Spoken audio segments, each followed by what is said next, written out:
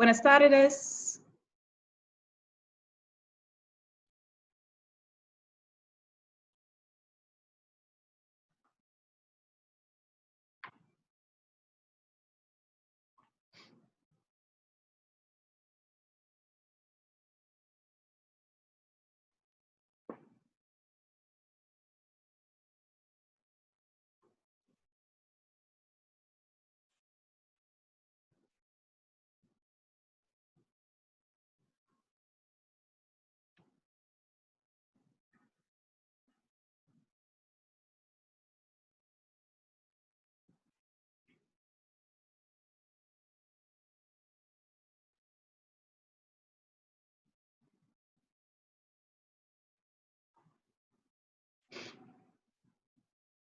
Parece que tenemos participantes de no solo aquí en la República Dominicana, pero también en los Estados Unidos. Bienvenidos a todos.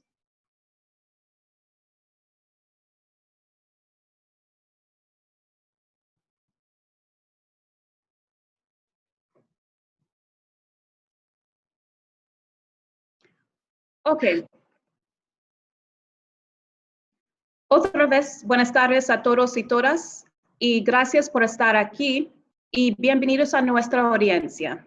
Mi nombre es Amanda Roach, y soy oficial en la Embajada de los Estados Unidos aquí en la República Dominicana, y yo estaré moderadora de nuestro panel el día de hoy. Cada febrero, los Estados Unidos celebran el mes de la historia afroestadounidense. Esta conmemoración anual reconoce los logros importantes de los afroestadounidenses en la historia de los Estados Unidos. Este año, el tema central de este mes en la Embajada de los Estados Unidos se enfocará en la libertad afrodescendiente. Eso es porque hoy nuestro webinario se llama Libertad de Ser Multicultural, la experiencia afrodominicana. Hemos invitado a 4 expertos e intelectuales en temas afrodominicanos relacionados con el legado y la historia del país. Tenemos a Agatha Brooks, a Joana Almonte, a Lucila Velázquez y a Darío Solano. Para comenzar, vamos a escuchar las palabras de Robert Thomas, nuestro encargado de negocios que actualmente encabeza la embajada. Señor Thomas. Muchísimas gracias, Amanda.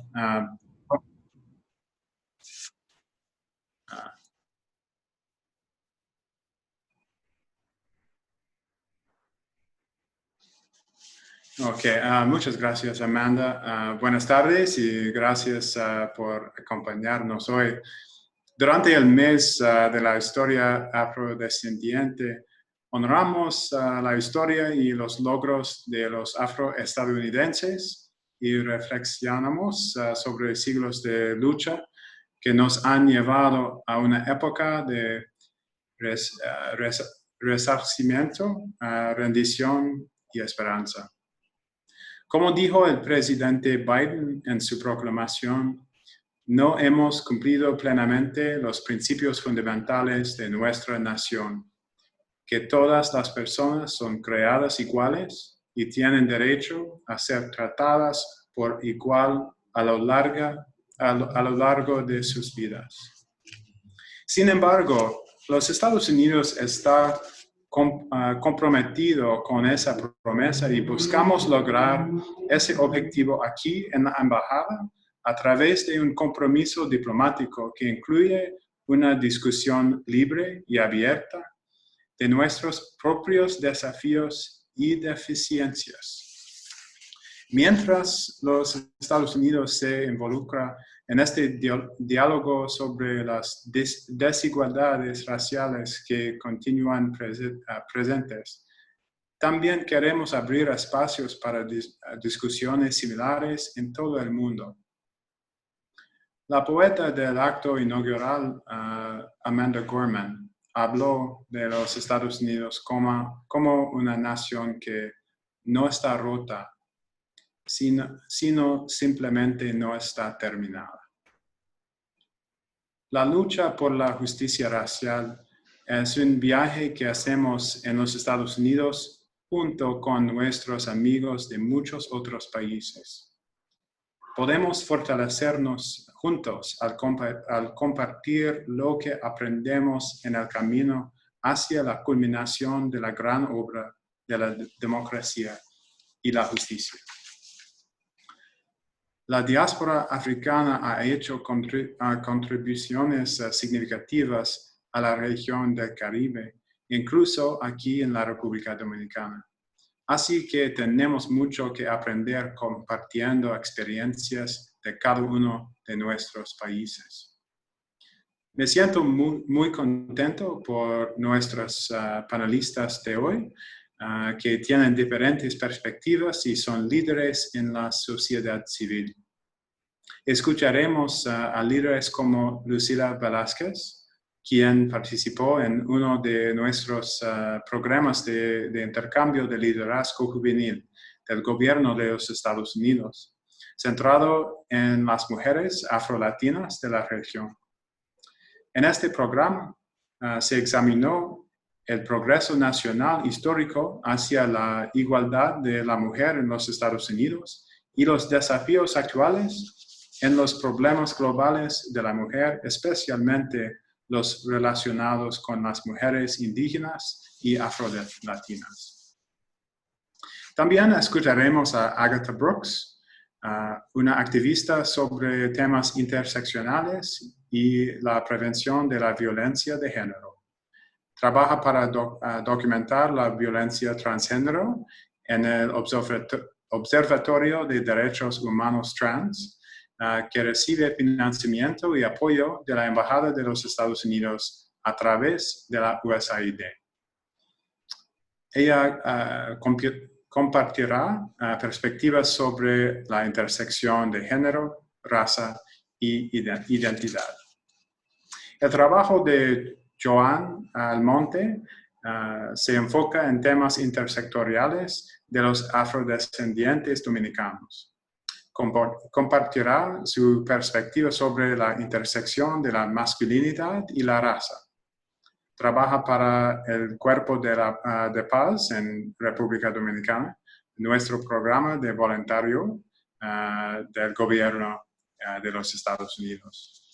Y finalmente escucharemos a Dario Solano, quien pondrá en contexto la historia y el papel de los afrodescendientes en la República Dominicana. Hablará sobre las representaciones culturales actuales y los sitios del país que conmemoran esta historia. Muchísimas gracias a todos por estar hoy aquí. Esperamos que esta sea una discusión animada y abierta. Invitamos a nuestros oyentes a participar y continuar el diálogo mientras nos esforzamos por fomentar un mundo más tolerante, dinámico y equitativo. Muchísimas gracias. Gracias, señor Thomas, por sus palabras y por comenzar este panel. Quiero decir a nuestros participantes que quieren escuchar en inglés, there's an interpretation available. If you look at the bottom right of your screen, you can press interpretation for English. Además, al fin de las preguntas al panelistas, también vamos a ver si hay preguntas desde la audiencia. Entonces, si usted tiene una pregunta, puede ponerlo en este área de Q&A, de preguntas y respuestas aquí abajo de la pantalla. Entonces, en breve, reseña de quién conforma nuestro panel. Agatha Brooks llegó a la República Dominicana hace 28 años. Ella trabaja en el Observatorio de Derechos Humanos de Personas Trans y es una activista en la relación de temas afrodescendientes interseccionales. Joan Almonte trabaja para el Cuerpo de Paz del Gobierno de los Estados Unidos como capacitador técnico en temas de educación y forma parte del Consejo de Equidad, Diversidad e Inclusión del mismo. Lucila Velázquez es una ex becaria de nuestro programa de intercambio sobre el empoderamiento de afrolatinas. Actualmente trabaja en plan internacional en el área que se enfoca en la protección e inclusión. Y finalmente contamos con Darío Solano, quien es gestor cultural, director de la Red de Estudios y Empoderamiento Afrodescendiente y miembro del Comité Dominicano en la Ruta del Esclavo. Entonces, mi primera pregunta es para todos. Cada panelista tendrá 3 minutos para responder. En su conocimiento y experiencia, ¿qué significa ser afrodescendiente en la República Dominicana? Vamos a comenzar con Lucila. Hola, buenas tardes. Primero que nada, agradecerles por el espacio. Estoy muy contenta por la invitación y porque se abran este tipo de discusiones. Volviendo a la pregunta inicial, es una pregunta que me hace reflexionar mucho, sobre todo porque en República Dominicana pasa un fenómeno peculiar que nos vemos en países como Estados Unidos, por ejemplo, donde la población afrodescendiente se autoidentifica y se reconoce como tal.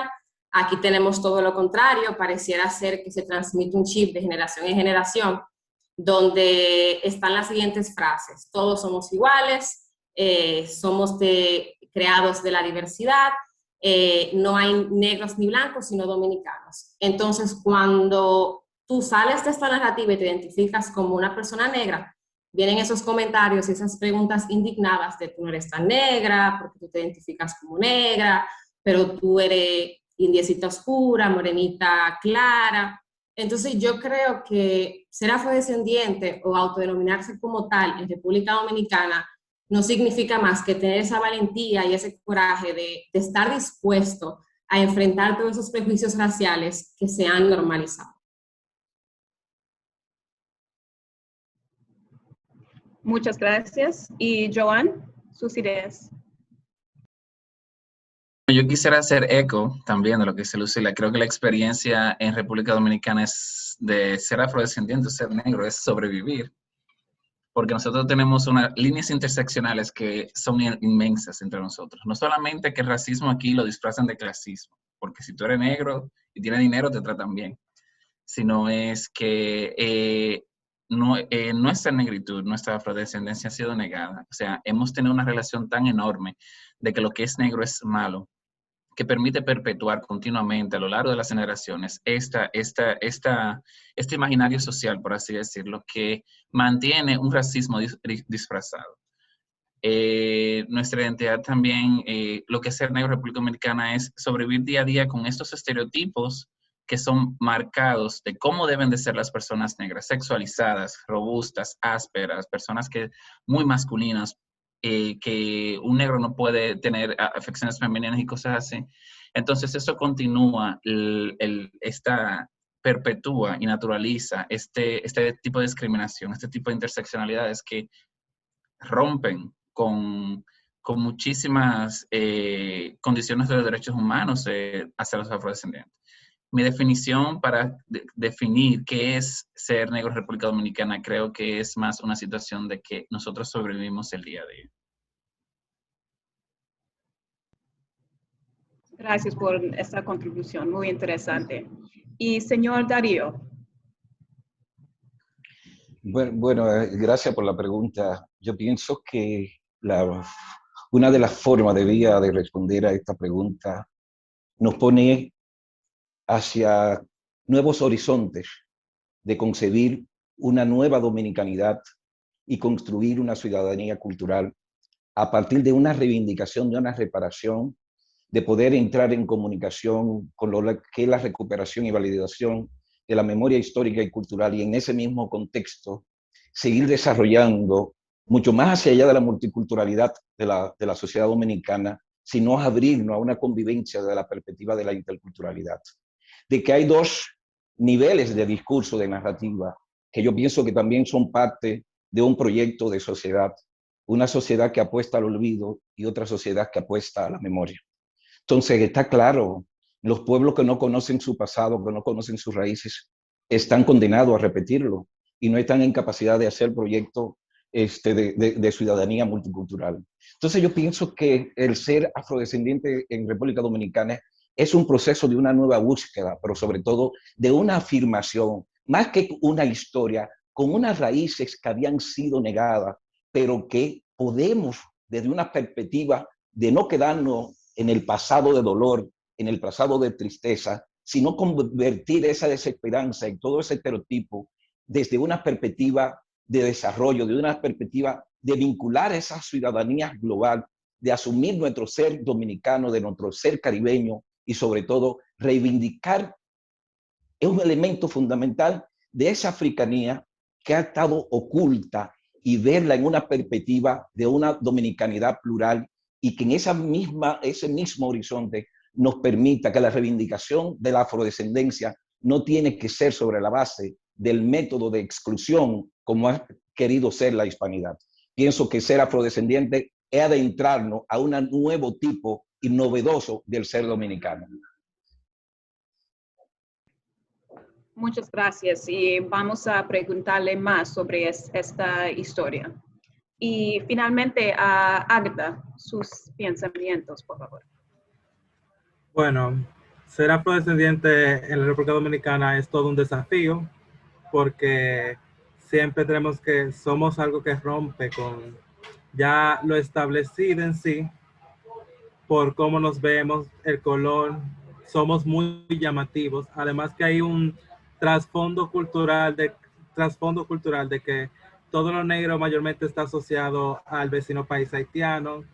Hay diferentes rencillas y eso trae consigo mucho percance. La persona te ve y lo primero que te quiere gritar como insulto es haitiano, pero cuando tú no lo tomas como insulto y intentas educar a la persona siente que lo estás agrediendo. Entonces se vuelve una batalla.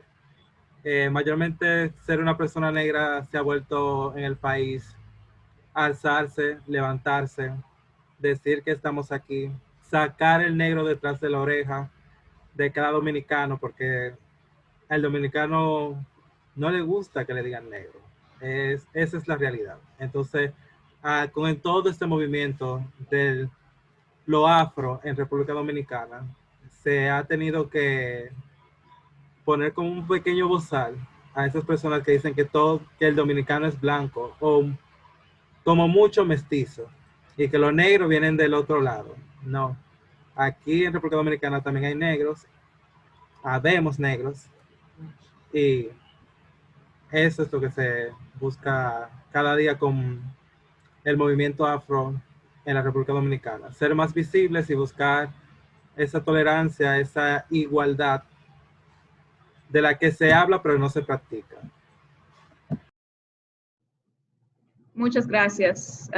Vamos a explorar un poquito más estas diferentes perspectivas con las preguntas. Ya hay celebraciones aquí en el país para conmemorar a los afrodescendientes y uno de nuestros invitados, señor Darío, está muy involucrado en estos movimientos. Entonces, quiero comenzar con el señor Darío. Si usted puede contar a nosotros el papel que juega la historia con relación a la experiencia afrodominicana y también cómo puede decir a nuestra audiencia cuáles son las formas o maneras donde uno puede conocer más a fondo la historia africana aquí en el país. Pero pienso que la historia juega un papel fundamental en tanto es un referente que se construye a partir de documentos escritos. Pero tenemos que tener un poco de cuidado con la historia de los historiadores, porque hay una historia oficial y hay una historia popular que no está escrita. Esa historia popular que no está escrita se transmite de generación en generación a partir de la oralidad. La historia en la República Dominicana vinculada con la afrodescendencia, con el legado africano, ha sido invisibilizado, ha sido negado, ha sido una historia que no ha permitido la posibilidad de que los dominicanos y las dominicanas tengamos una relación con ese pasado, que por más trágico, porque justamente la afrodescendencia es producto de una de las infamias más infames que ha producido la humanidad. O sea, es producto de la trata transatlántica, es producto de la esclavitud. Sin embargo, esta historia de dolor no puede conllevarnos a quedarnos en el pasado de dolor, en el pasado de tristeza, sino que esa historia también hay que revertirla y reivindicar todos esos hechos históricos que de alguna forma pusieron de manifiesto la dignidad de los africanos esclavizados, la capacidad y su identificación con la libertad, y poder recuperar a través de un proceso de validación y recuperación de memoria histórica y cultural a partir de la afrodescendencia. O sea, hemos tenido una historia muy mal contada, muy tergiversada y al extremo excluida de nuestros libros y de lo que ha sido la historia oficial. O sea, a partir de ahí decimos que la historia ha sido contada a partir del vencedor y que sigue siendo una historia con una gran carga de colonización, porque resulta que nosotros los dominicanos y las dominicanas, como país, como región, podemos decir que el experimento de la trata transatlántica, de la esclavitud, se experimentó en esta isla, se experimentó en este país, y por lo tanto también hay una historia de resistencia, hay una historia de herencia y legado cultural que redimensiona el ser cultural dominicano, pero reitero y repito que hemos vivido de espalda. Y hoy en día, hablar de la dominicanidad tiene que estar relacionada necesariamente, a menos que no quieran hacer un teatro de mal gusto, está muy vinculada a lo que es el legado africano. Y todos los hechos, o sea, en términos culturales, todos los procesos de sincretismo que se dieron en el marco de la gastronomía, en el marco de la espiritualidad, en el marco de ser cultural como tal, hay un vínculo. Y eso lo podemos encontrar en todos los espacios de memoria de territorio. Si nos situamos en la llamada zona colonial, el patrimonio de la humanidad, vamos a ver que lo que se rinde un homenaje a la cultura hispánica. Sin embargo, hay espacios de memoria que están muy vinculadas a todo ese pasado para poder incluso resituar no solamente la historia dominicana, sino de toda la región del Caribe. Y ahí nos vamos a encontrar con un espacio geográfico en la ciudad de Santo Domingo, que es el barrio de Santa Bárbara. El barrio de Santa Bárbara como espacio de memoria, y que hay una memoria que también hay que escribir, era justamente donde llegaban los barcos, donde estaba la explanada, que le llaman la subastada, donde se comercializaban a los africanos esclavizados. Y que ese marco también de africanos esclavizados que llegaba, no solamente quedaba en Santo Domingo, sino que también esos experimentos hacia toda América Latina y el Caribe, incluso hacia Estados Unidos. Pero nos vamos a encontrar también de que esos aportes relacionados con la historia, vinculados a nuevas formas de pensamiento, a una religiosidad popular que, si bien es cierto que los africanos no le permitieron montar en el barco una cultura material, sin embargo, en su pensamiento hubo siempre un sentido de pertenencia con esa madre África. Y nos vamos a encontrar también una de las expresiones más libertarias, más significativas, fue lo que aquí se denominó el cimarronaje. El cimarronaje no era más que la construcción de sociedades libres en las zonas montañosas, o sea, toda nuestra sierra del Bauruco, de Neiva, Barahona, toda esa zona se ubicaron manieles, lo que en Sudamérica se llama palenque, o lo que en Brasil le llaman quilombo, o sea, que fueron sociedades de aquí, de este país. Tenemos una historia de resistencia, de persistencia, que justamente es necesario su reivindicación. Entonces, hay una conexión. En este momento, esa historia pasada en la República Dominicana tiene dos patrimonios intangibles declarados de patrimonio de la humanidad.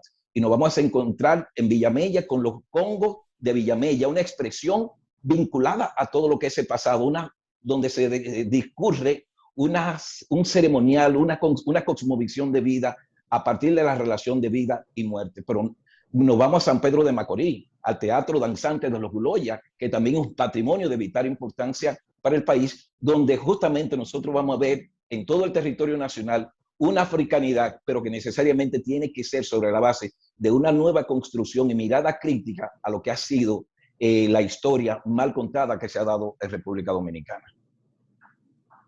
Muchas gracias por todas estas recomendaciones. Yo sé que no es posible dar una historia completa en algunos minutos, pero eso fue muy interesante. Quiero pasar a señora Ágata y una pregunta para usted. En su opinión, ¿cuáles son algunos de los desafíos y oportunidades que observa en la intersección entre temas de LGBT y la experiencia afrodescendiente aquí en la República Dominicana? Bueno, un tema un poco complicado, pero combinando lo que es la comunidad LGBT y lo que es ser afrodescendiente, el gran desafío es que las personas LGBT se asuman como afrodescendientes, porque en muchos de los casos está el desconocimiento de asumirse como tales.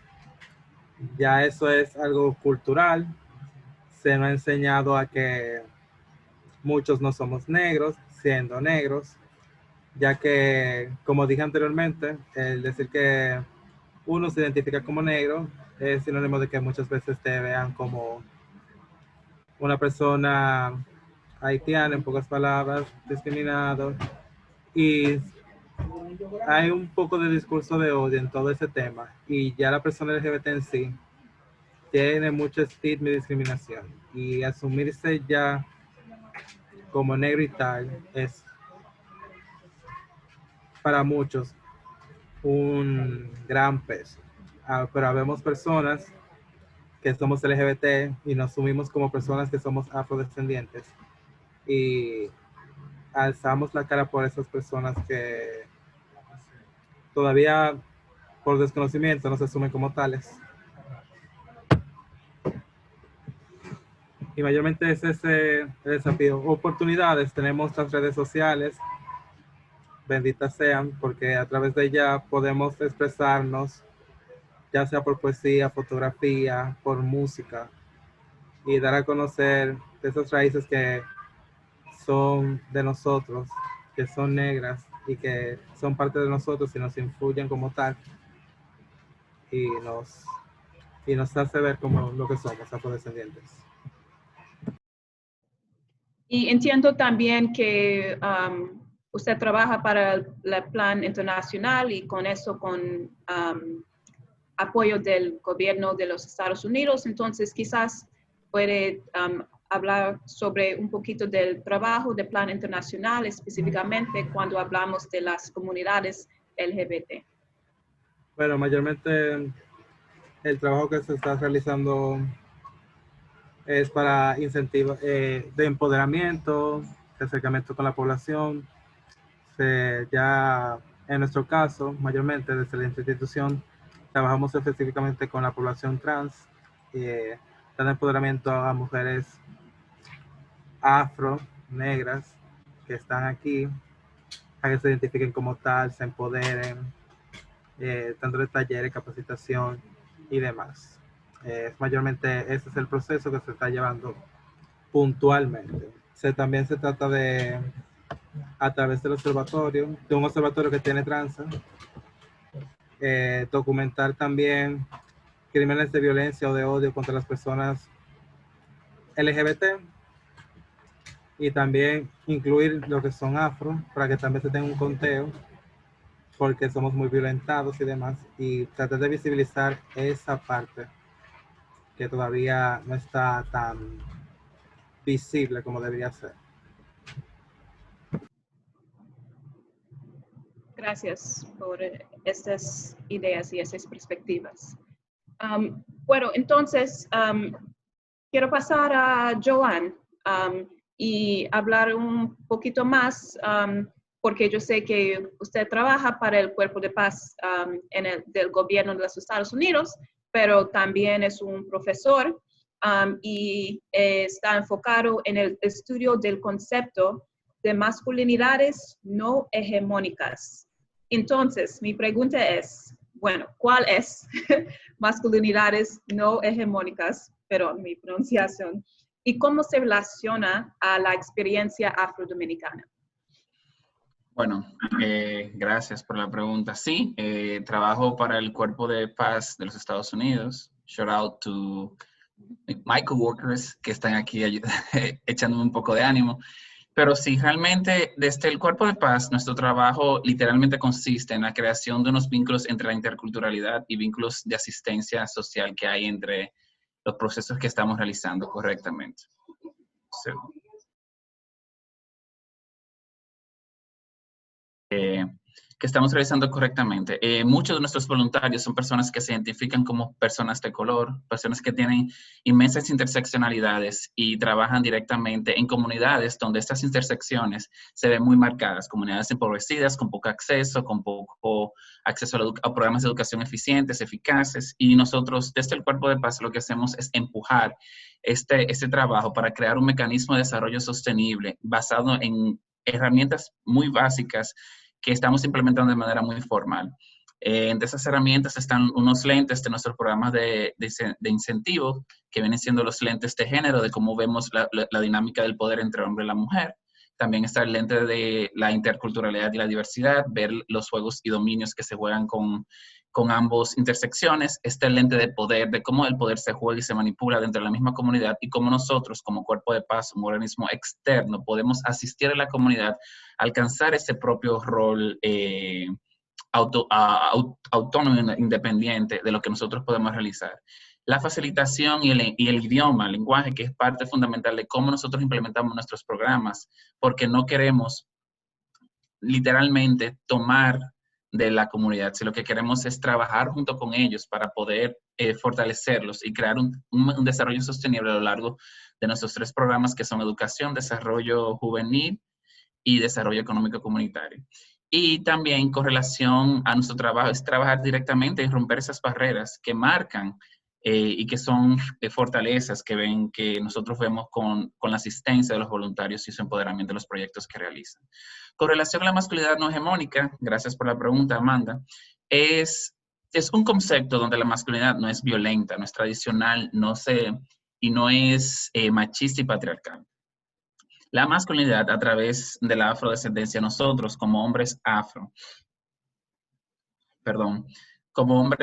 tenemos, entienden que somos poderosos, que estamos sobreempoderados, pero el hombre afrodescendiente, el hombre negro, no está sobreempoderado, porque sobre nosotros pesan esos estigmas, estereotipos que condicionan cualquier clase de atributos hegemónicos, atributos violentos, atributos machistas, patriarcales, que van en contra de lo que nosotros vivimos o de lo que se lucha constantemente de no vivir en una sociedad que amanece con noticias que son sumamente trágicas, feminicidios, violencia. Pero que si bien estos estereotipos y estos estigmas son inculcados, están dentro de la cultura y en base, no solamente que nos inculquen el estereotipo, sino también que nos juzgan en base al mismo. Y no llegamos a desarrollar, porque no llegamos a desarrollar una concepción histórica de cómo es ser hombre o no ser mercancía. Como estaba mencionando el profesor Darío, mucho respeto también, anteriormente, nosotros somos no la conclusión, nosotros somos el resultado de una de las atrocidades más grandes de la humanidad, que fue el tráfico de personas transatlánticas, desde África hacia las partes de la mirada, forzando a nosotros a trabajar como mulas de carga, literalmente.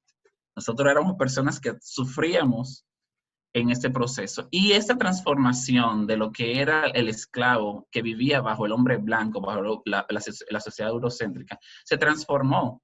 Porque a pesar de que nosotros, la esclavitud no existe en papel, sí existe en el mercado social, en el mercado laboral, sí existe en las representaciones sociales, sí existe en los procesos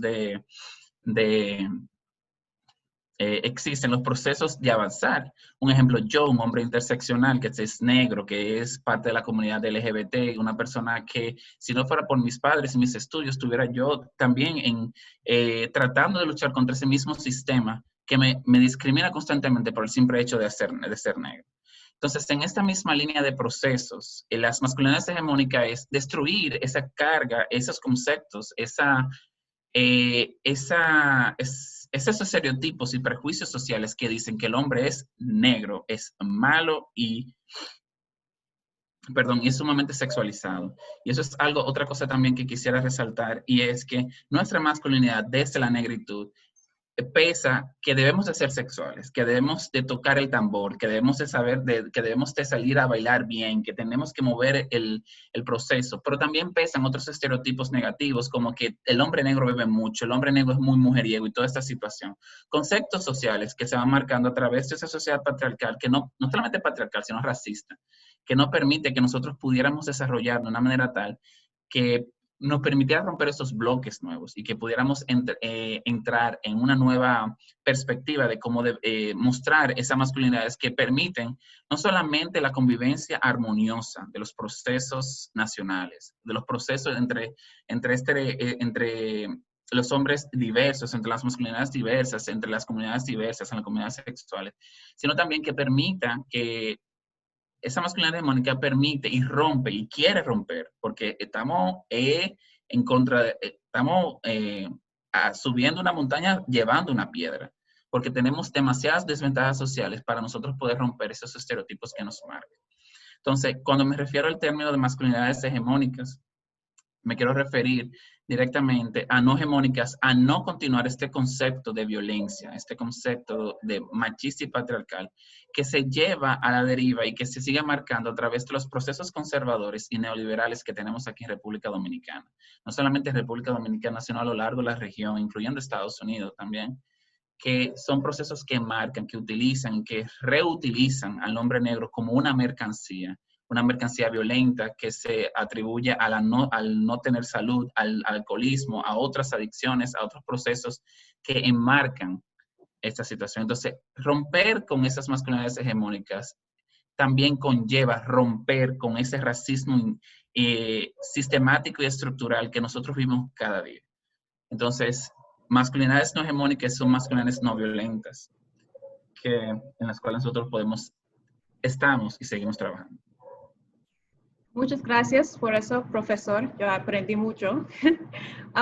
Y con eso hablamos de los hombres. Quiero ahora pasar a señorita Lucida para pedir más sobre su experiencia, especialmente en los Estados Unidos, durante su programa, donde el programa en los Estados Unidos que enfoca en el empoderamiento de las afrolatinas, y específicamente cuáles son algunas de las lecciones que ha llevado de esta experiencia en los Estados Unidos, y en su opinión, cómo puede aplicar a estas lecciones aquí en la República Dominicana.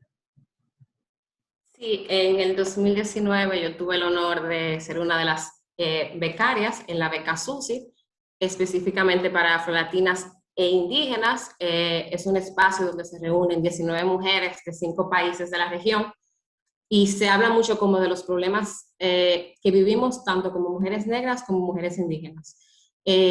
Yo pudiera durar 2 horas aquí hablando de todas las lecciones que tuve en ese programa porque fue bastante enriquecedor, pero sacando unas cuantas, haciendo un resumen, yo diría que la primera es que nuestras experiencias, si bien es cierto que son diversas, son igual de válidas. Muchas veces nos pasa que como el racismo está tan normalizado, sobre todo aquí en República Dominicana, nos cuesta mucho identificarlos y esto provoca que disminuyamos nuestra experiencia. Entonces, yo creo que una de las lecciones es esa, como entender de que es válido lo que nos pasa y que esto no se trata de quién ha sufrido más y quién ha sufrido menos, todo lo contrario, sino de unificarnos y luchar juntos y juntas. Es muy importante enfocarnos en las dos cosas que nos oprimen, que es el sistema, cómo está estructurado el mundo, y nada, o sea, enfocarnos en esa valentía que tenemos de hacerle frente.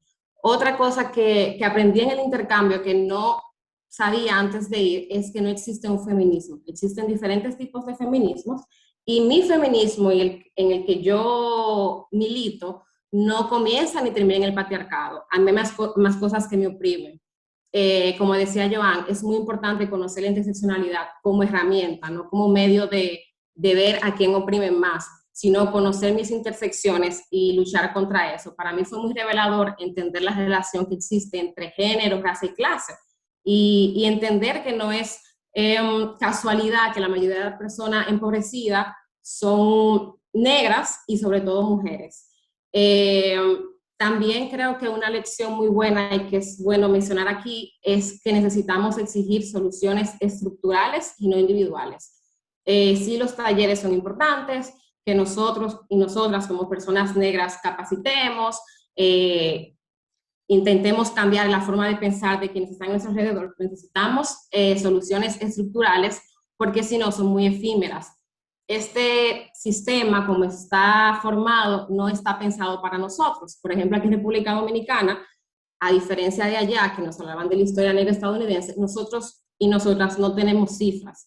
En el último censo, por ejemplo, no se agregó la variable etnorracial. Entonces, si yo no tengo cifras, yo no puedo identificar qué problemas nos están pasando como población negra y tampoco puedo exigir políticas y programas adaptados a mis necesidades porque no les conozco. Entonces es muy importante que esos cambios vengan desde el Estado.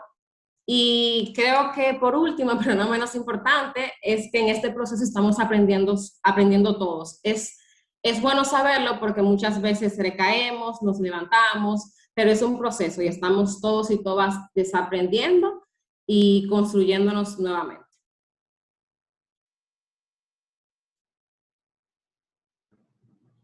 Muchas gracias, lecciones muy importantes. Ahora yo quiero ir en este programa, pero no puedo.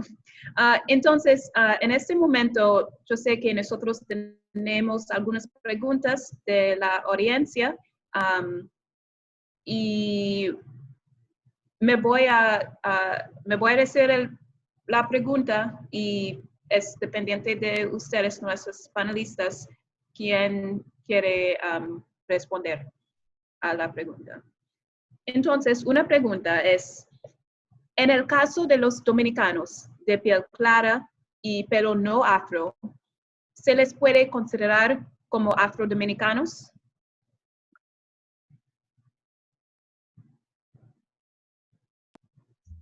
Bueno, si me permiten, en 30 segundos puedo decir, los procesos de identidad son dinámicos y la identidad no se construye con determinismo biologicista. Hoy el mundo no se construye sobre la base desde la perspectiva racial, más bien desde la perspectiva cultural.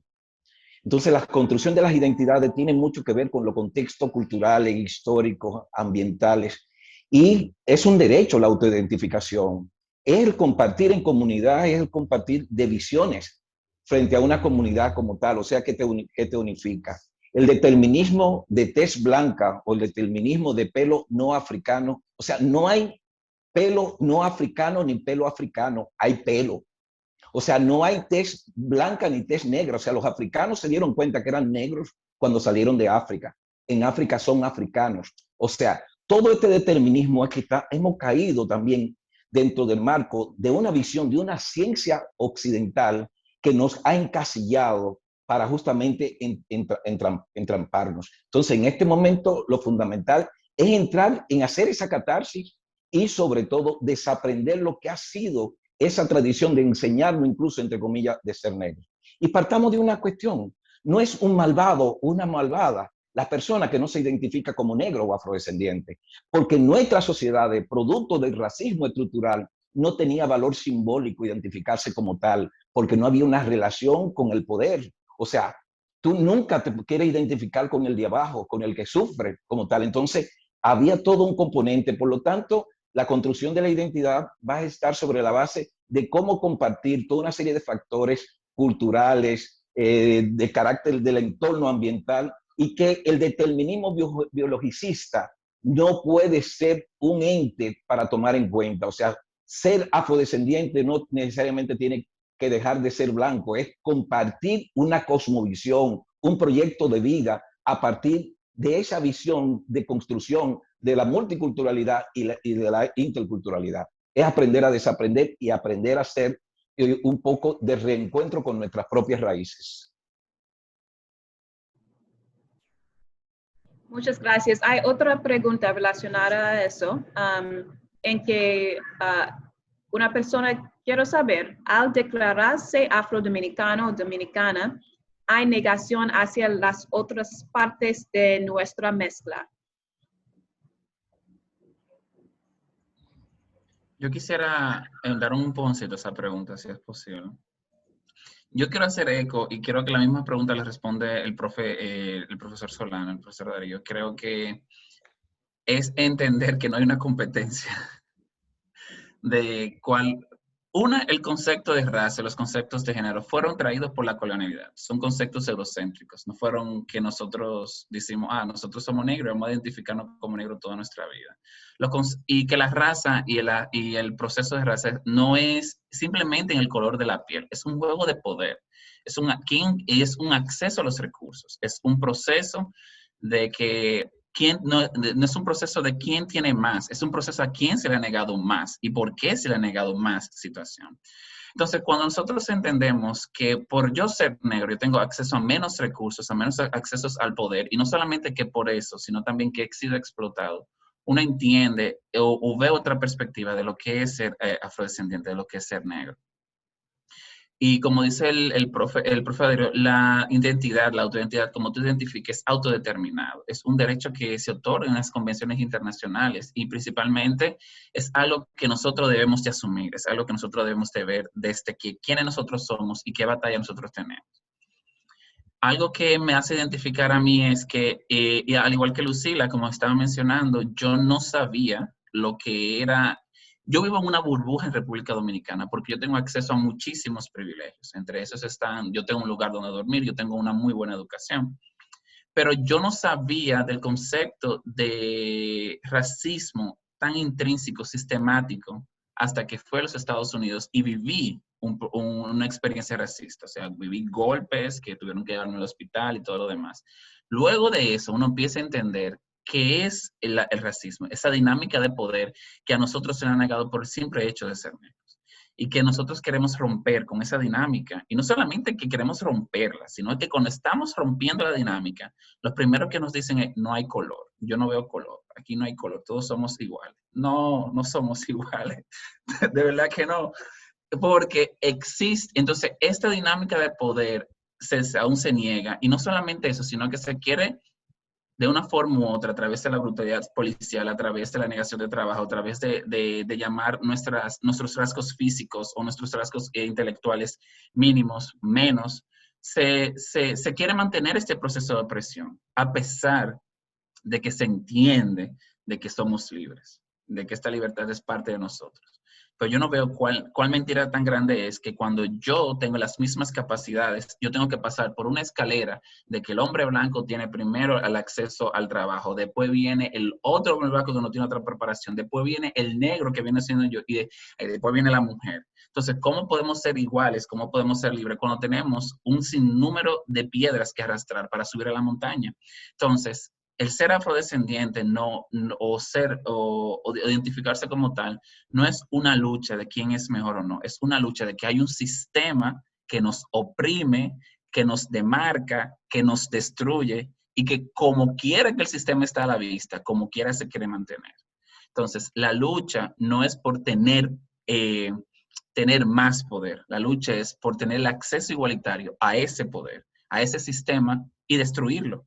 Crear un sistema donde todos de verdad podemos estar incluidos, donde todos podamos ser libres, donde todos podamos batallar lo que llamamos vida en una misma ventaja. Y yo no le veo lo malo. Muchas gracias, Joan. Y estas perspectivas, especialmente esta idea que, bueno, todas las personas quieren la igualdad, la equidad, pero también vamos a decir lo que está la verdad, que hay más desafíos, desafortunadamente, para muchas personas negras aquí en la República Dominicana, en los Estados Unidos y en todo el mundo. Tenemos algunas preguntas más de nuestra audiencia.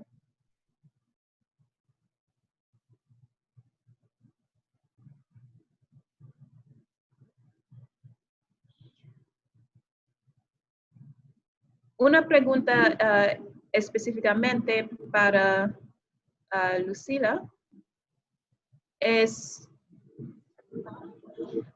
¿cuáles son las diferencias que encontraste en cuanto a la identidad cultural entre República Dominicana y los Estados Unidos? Bastantes. Yo creo que lo primero es que la población afroamericana está muchísimo más empoderada y se autodenomina y se autorreconoce como tal. Yo, por ejemplo, cuando llegué allá, yo sentía y me di cuenta durante el intercambio que yo no tenía una identidad. Entonces, justo yo, por ejemplo, creé un proyecto donde mi idea era que cuando yo regresara a la República Dominicana, yo poder trabajar con mujeres blancas y ayudarlas en su proceso de deconstrucción. Cuando yo llegué aquí y armé todo, yo me di cuenta de que puede sonar feo, pero de que la mayoría no tiene identidad. No se reconoce ni como blanco, ni como negro, ni como afro. Y fue bastante difícil, o sea, básicamente yo tuve que cambiar el proyecto. Y creo que eso es como el empoderamiento que tienen, la unión. Aquí se está hablando de temas afro y afrodominicanos, yo creo que de los últimos años para acá, en estos últimos años, pero era un tema que tampoco se trataba. En cambio allá tenemos movimientos que tienen años y que la población tiene años exigiendo. Entonces yo creo que hay muchísimas diferencias y que más que nada lo que tenemos que tomar buenas prácticas y lecciones aprendidas de ellos e implementarlo nosotros en nuestra lucha. Bueno, gracias. Y para el panel, una pregunta es, ¿qué era la mentalidad o realmente persiste esclavitud en República Dominicana? ¿Y qué programa el gobierno hace para cambiar eso? Si hay un programa, o qué puede hacer el gobierno para cambiar eso. A mí me parece que una pregunta que debemos responderla de la siguiente forma. En República Dominicana no existe esclavitud. Sí existe trabajo forzado. Hay determinado componente de área laboral que exige, más que exige, que desconoce incluso derechos laborales e incluso violenta derechos humanos. Pero decir clásicamente el concepto de esclavitud en la República Dominicana, para que incluso es un componente de vital importancia que ayuda a comprender, a adentrarse un poco más a todo lo que es la visión de la necesaria reivindicación. Y ojo, y ahí quiero aprovecho también para tocar en 30 segundos los temas pasados. O sea, la reivindicación de la afrodescendencia en República Dominicana no puede ser bajo ninguna circunstancia con el mismo método que se utilizó para reivindicar la hispanidad. La afrodescendencia tiene que dar cabida a la multiculturalidad. Si lo hacemos desde esa perspectiva, estamos reproduciendo la misma metodología de la que nos estamos quejando. Y ojo, no hay pueblos sin identidad. Todos los pueblos y las comunidades tienen identidad, igualmente tienen desarrollo cultural. La construcción de las igualdades no podemos desarrollarla en función de negar la diferencia. Lo que nos hace iguales, es asumir de que somos diferentes. En la medida que tú y yo, que nosotros somos diferentes, somos iguales, porque lo que estamos haciendo es convivir en la diversidad y reconocernos el uno y al otro. Reitero, en República Dominicana el concepto de esclavitud es inaplicable porque los mismos lo expresa la Constitución, las convenciones en lo que ha estado República Dominicana, pero sí yo pienso que hay un cáncer, hay una situación que hay que trascender, que sí todavía existe trabajo forzado.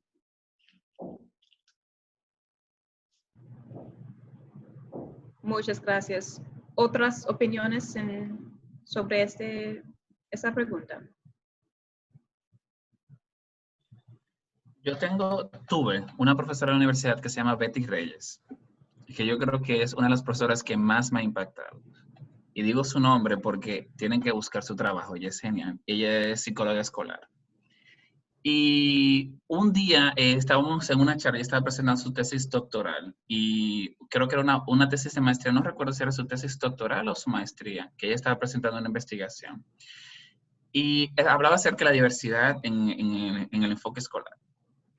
Y ella dijo algo que a mí me ha marcado hasta el día de hoy, incluso en mi Skype institucional, esa es la frase que yo tengo de ella. Ella dijo, la diversidad no se tolera, la diversidad no se respeta, la diversidad no hay que aguantársela, la diversidad hay que celebrarla.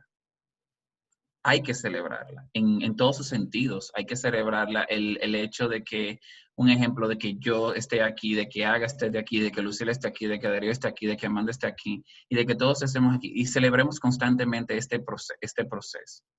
Entonces, entender que hay que celebrar la diversidad incluye destruir los procesos que sistemáticamente oprimen a otras diversidades, que sistemáticamente destruyen la personificación, el performance de quienes nosotros somos. Y en el constante hecho de que yo no puedo llamarlo esclavitud, pero sí es un trabajo bien forzado que cada vez que tú exiges o cada vez que tú te presentas a un sitio, tú tienes que explicar quién tú eres. Tú tienes que explicar tu identidad. Tienes que explicar el por qué hay que respetarte, el por qué esa diversidad hay que celebrarte. Entonces, eso es un constante asedio que de una forma u otra pertenecemos a un arrastre cultural, donde nosotros no somos identificados simplemente se nos asume, ay, él es negro, ya ese negro tiene que ser lo mejor haciendo trabajo forzado.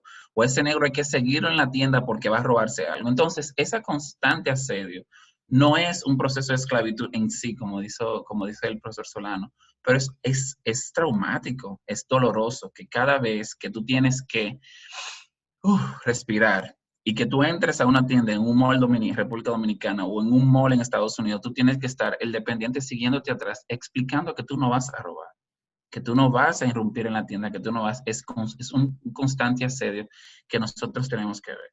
Entonces, en ese mismo proceso, yo creo que debemos de enfatizar en que debemos de celebrar la diversidad. Pero la celebración no es una celebración que haya ahí sentado desde donde nosotros estamos. Es una celebración que implica acción, que implica quitarse los velos y ponerse lentes. Y estos lentes tienen que ver de cómo las personas que somos diversas, las personas de la comunidad, las personas negras, sufren una opresión que no sé cómo que aguantamos. Esa resiliencia no sé de dónde la sacamos y que debemos de destruirla constantemente para poder marcar. Y sí, en República Dominicana se vive esa opresión, se vive ese sistema en el cual nosotros tenemos una desventaja enorme. Y trabajar constantemente para celebrar que somos diversos contribuye a que cada quien tiene que aprender a poner un bloque en esa lucha. Porque como decía Lucila, lo que es que uno también se cansa de explicar, uno dice, ya, como que paren, como que, ay, ya, como que, oye, es difícil, es cansón no explicar todos los días y cada día quién uno es y cómo uno puede manejarse. Que porque yo tengo aretes no significa que yo soy un delincuente, que porque yo tengo un afro no significa que yo no tengo peine. Entonces, hay un sinnúmero de cosas que debemos de trabajar para liberarnos no solamente de ese proceso de esclavitud física que se vivió, sino también esa esclavitud social y constante que nosotros vivimos al tratar de explicar quiénes somos. Muchas gracias. Hablamos mucho sobre la historia y la importancia de la historia africana aquí en el país. Entonces, hay una pregunta aquí que dice, ¿creen que el gobierno alguna vez incluirá la historia afrodominicana en el sistema escolar? Eso es una pregunta sobre el gobierno de la República Dominicana. Bueno, yo creo que existe una deuda histórica del Estado Dominicano frente al tema de África, de Mamá África. Y pienso que hay en este momento algunos niveles de oportunidades, pero va a depender mucho de cuán tan creativos y creativas seamos. Porque el tema de incluir en el currículo escolar y políticas públicas vinculadas a la revalorización de la afrodescendencia tiene que ser sobre la base de la proposición y la combinación también, si es posible, desde la protesta. Pero tenemos que aumentar lo que son nuestras capacidades propositivas hacia la construcción de nuevas políticas. Ese video que pareciera que pasa algo, que no se quiere dejar escuchar la música, nunca en este país se había producido un trabajo como este. Y esto fue una propuesta que nosotros hicimos desde noviembre y logramos no solamente que sea asumido por el Ministerio de Cultura, sino que el 24 fue desde las redes de la presidencia que se montó ese video. Cuestiones inauditas, o sea, que tenemos toda la posibilidad de seguir incidiendo en políticas públicas. Ahora mismo existe una ley contra la discriminación, pero el currículum escolar, lo que nos falta es más de construcción de ciudadanía activa. El currículum escolar de este país permite la expresión de la diversidad, solo que los técnicos que están ahí, las técnicas que están ahí, no producen esos materiales. Entonces yo pienso que el movimiento social tiene que ser lo suficientemente capaz para incidir en las políticas públicas. Y tenemos también un contexto internacional que nos favorece.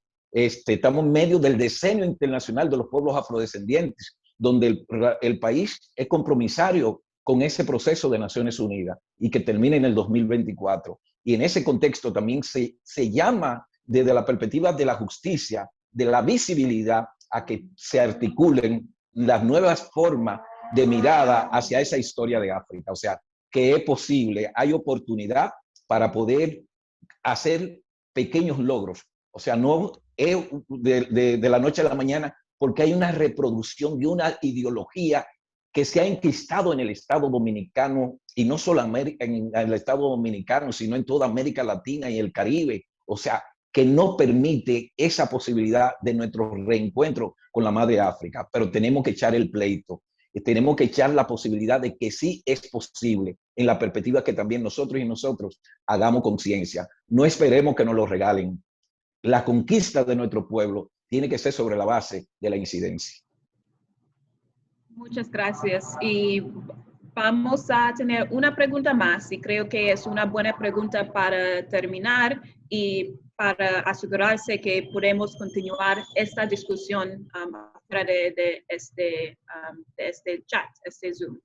Entonces, la pregunta es, ¿cómo una persona puede tratar de educar a las personas racistas en el hogar y la comunidad? Si Agatha ya todavía está con nosotros, Agatha, si usted tiene algunas ideas, y después vamos a escuchar de panelistas.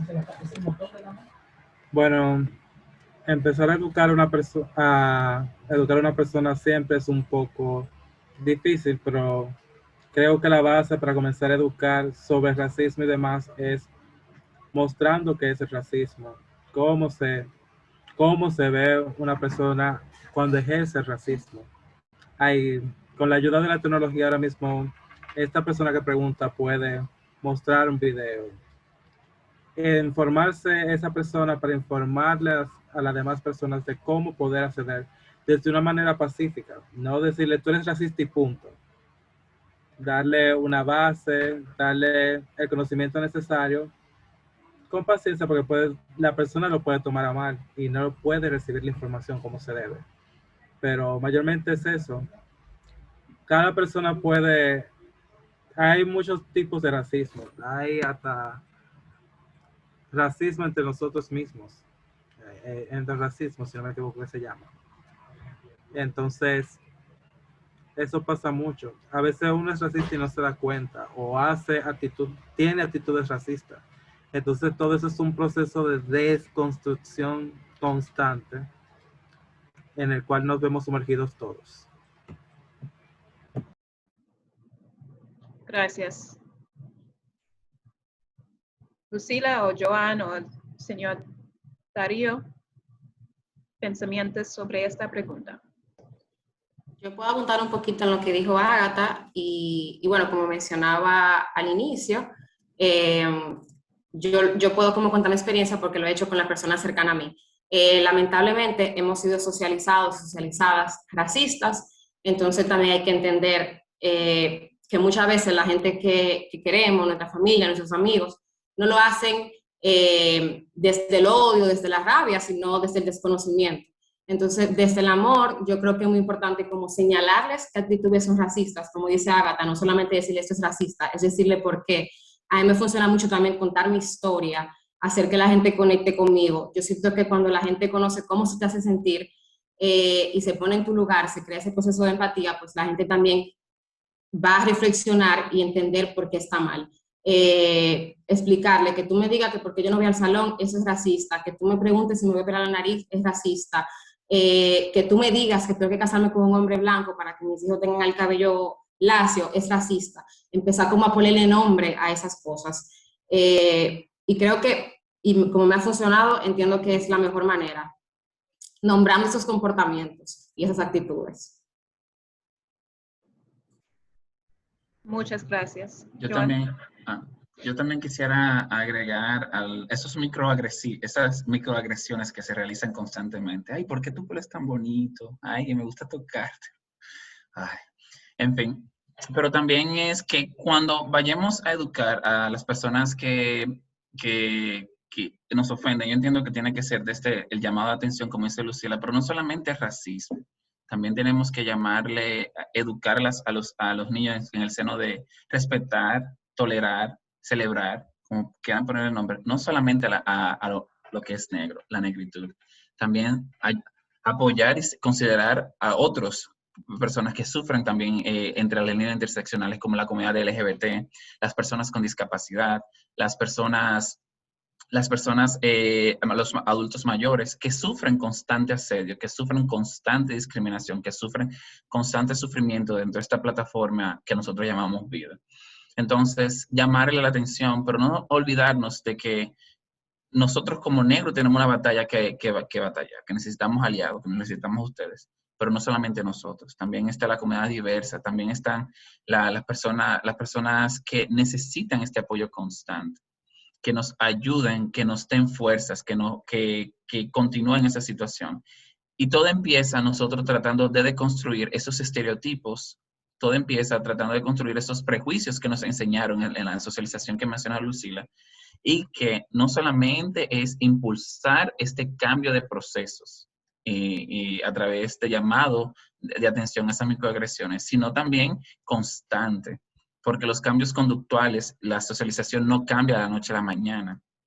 Foucault, que es un gran sociólogo, bueno, un gran de todo, él decía que para nosotros poder cambiar la conducta, nosotros no tenemos que hacerlo una sola vez, sino cada vez que pasa. Tenemos que ir cambiando esas ventanas cada vez que pasa. Porque la socialización no es uno y irme y ya, sino es un constante estímulo para aprender una conducta específica. Entonces, hagamos ese constante estímulo para aprender una conducta de aceptación, una conducta que nos ayude a derribar el sistema, una conducta que nos ayude a arrastrar y ganar en la batalla a la opresión, a ese sistema eurocéntrico, ese sistema colonial, ese sistema racista, y que nos apoye, que nos ayude en eso. Y que acuérdense que no solamente somos nosotros que estamos batallando, sino un sinnúmero de personas con muchísimas intersecciones que también necesitan nuestra ayuda, necesitan que le extendamos la mano. Bueno, en mi caso decir lo siguiente. El racismo es tan complejo que el mismo racista no se da cuenta que es racista, o por lo menos no lo admite. Y este tema, para no decir problema, no puede ser sobre la base de simples recetas. Recuérdense que los seres humanos somos productos sociales, fundamentalmente. Hay una frase de Mandela, que a mí me encanta, de Nelson Mandela, que él dice, odiar se aprende. Por lo tanto, también se puede desaprender. El papel no es de buena primera educar, es crear una catarsis, o sea, porque también el concepto mismo de educación retrotrae también dimensiones ideológicas. Y pienso que la afrodescendencia tiene que tener una visión más política, más liberadora, porque también podemos caer en el gancho, si se puede entender el término gancho, o sea, en el error de caer en una moda, en un modismo, de una afrodescendencia que de buenas a primeras puede ser comercializadora. O sea, la afrodescendencia no se limita a una forma de peinarse. La afrodescendencia va mucho más hacia allá, a una visión de multiculturalidad, de interculturalidad, de aceptación como tal. Entonces, el término de quién educa, porque nosotros y nosotras mismas que tenemos herramientas, muchas veces reproducimos comportamientos poco liberadores. Entonces yo pienso que en este momento es la construcción de valores. El que es racista, el que discrimina, el que oprime, no es libre. O sea, en las sociedades que hay racismo no son democráticas. Y yo pienso que en este momento la razón misma de celebrar este mes desde la comunidad norteamericana de revalorización, de reconocer todos los aportes, porque justamente todavía el sueño de Martin Luther King, todavía sus reivindicaciones están vigentes.